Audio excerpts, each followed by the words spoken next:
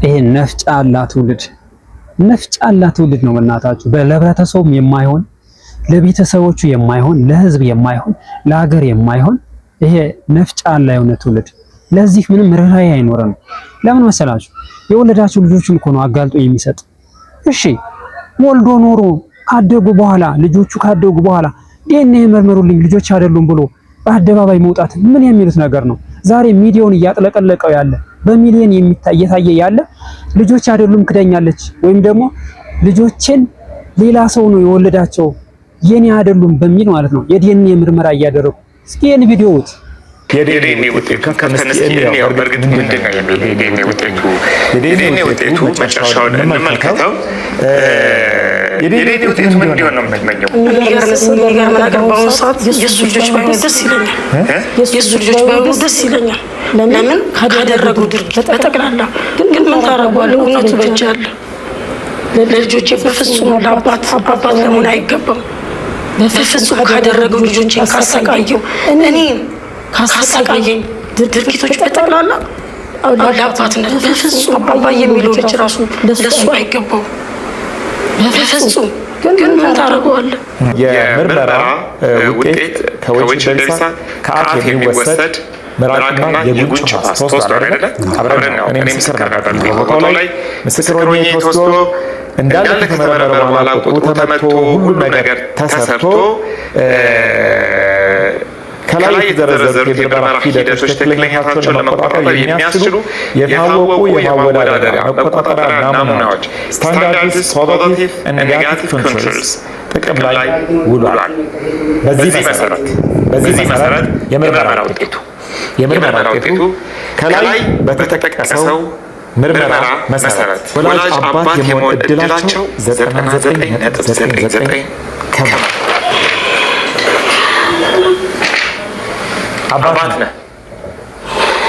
እዚህ ጉዳይ ግን አጠቃላይ ቤተሰብ ወድቋል፣ ሀገር ወድቋል ማለት ነው። ሀገር ወድቃለች፣ ቤተሰብ ወድቃለች። እንግዲህ ቤተሰብ ውስጥ 3-4 ልጅ አለ። እነዛ 3-4 ልጆች እንግዲህ በማህበረሰቡ ዘንድ ምን አይነት እድገት ይኖራቸዋል ብሎ ማሰብ እንግዲህ ለሁሉም አይከብደውም። ናቸው ልጆች የማይሆንና ለገባት ሚስቱ የማይሆን እንዴት ለሀገር ሊሆን ይችላል?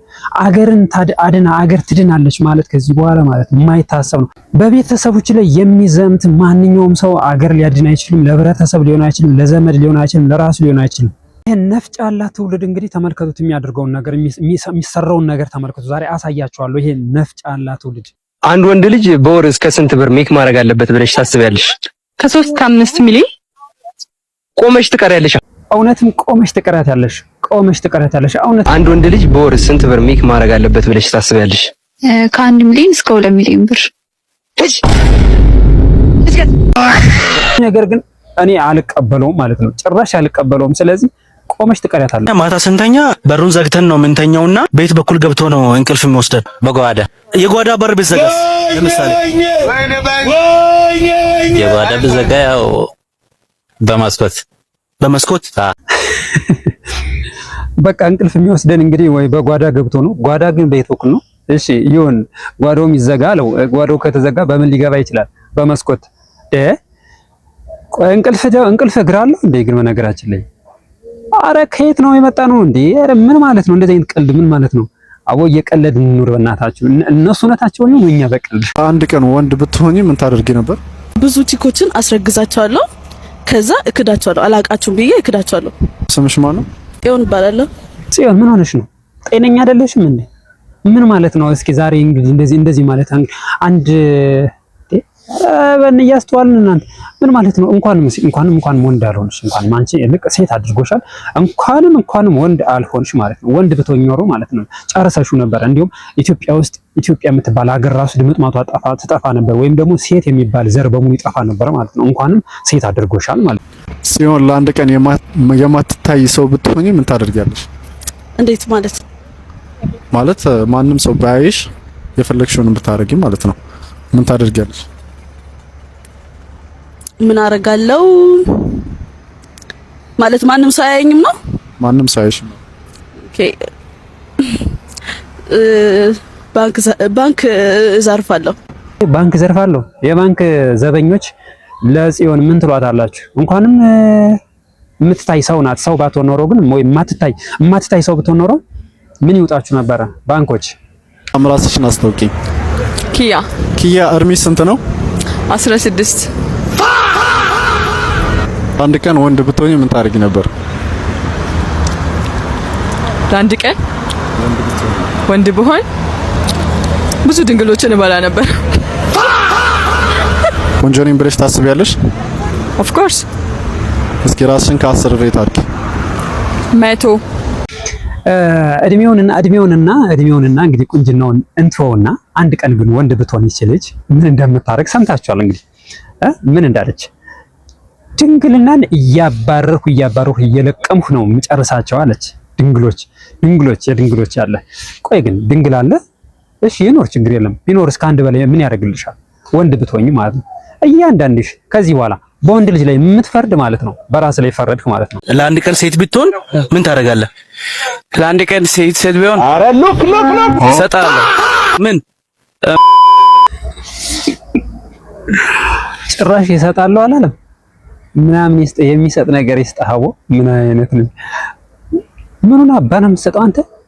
አፈር ብላ። አሁንም ይሄንን ንገሩት በእናታችሁ። ይሄንን ሶስት ይሄ ነፍጫ አላ የሆነ ትውልድ 99 ሲደመር አንድ ስንት ነው? 91 የዶሮ እርግዝና ስንት ወር ነው? ቆይ 3 ወር። አህያ በቀን ስንት እንቁላል ይጥላል? 7። አቤቱ እንግዲህ የኛ ትውልድ እዚህ ደርሰናል ማለት ነው። አህያ ትወልዳለች ነው ወይስ እንቁላል ትጥላለች ነው? አህያ ትወልዳለች ነው ወይስ እንቁላል ትጥላለች ነው? እና ይሄን የማያውቅ ኢትዮጵያ ውስጥ አለ ማለት ነው። አህያ እንደምትወልድ በቀን 7። እሺ ይሁን እሱ 99 ሲደመር አንድ እንዴት አርሶ አደር አሁን በ99 ብር ላይ 1 ብር ልጨምርልህ ቢለው በትክክል ይናገራል። የት የደረስነው ግን?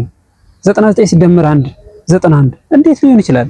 አረበ እንዲሁ በፈጠራችሁ ለነገሩ በዚህ መቼ የተማራችሁ? እነዚህ መቼ እንደተማሩ መጠየቅ ነበረ ማለት በየትኛው ክፍለ ዘመን ነው የተማሩት? በዚህ በብልጽግና ዘመን ነው ወይስ ደግሞ በኢህአዴግ ነው? አሊያ በደርግ እንኳን መሰረተ ትምህርት የተማረውን በሙሉ አሁን 12ኛ ክፍል ከተማረው ጋር ምንም አይገናኝም።